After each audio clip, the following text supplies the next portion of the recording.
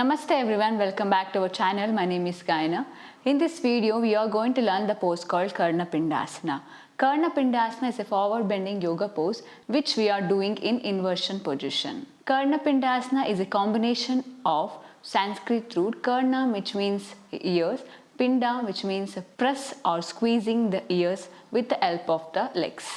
Before moving to the asana practice, let us see a few contraindication of this pose. Avoid this pose with high blood pressure and heart condition and spinal injury. Women should avoid during the menstrual time. Let us see how to perform the Karnapidasana. Lie down on the back like this. Bend your both legs. Slowly swing your body backside. Slowly come on to the Halasana like this. Place your palms on the hip. From here, slowly open your knees, bend your legs, try to touch your both knees from the both legs and stay there.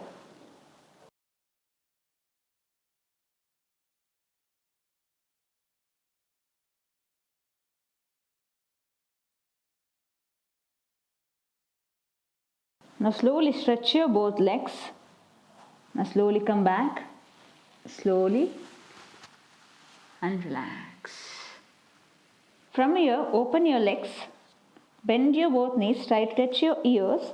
Slowly release your hands and try to lock your ears from the inside of the leg like this and stay here.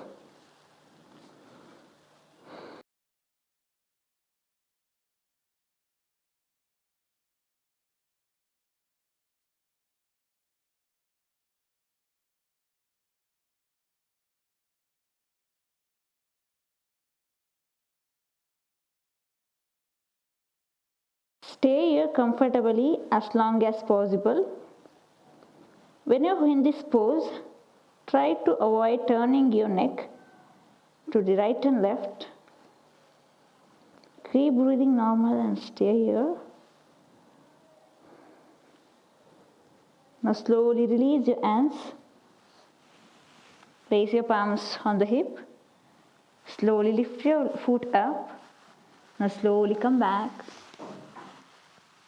and relax. After performing the Karnapidasana, try to practice the Setubandhasana. Bend your both legs. From your both hands, lock your ankles. Slowly raise your hip up and stay here comfortably.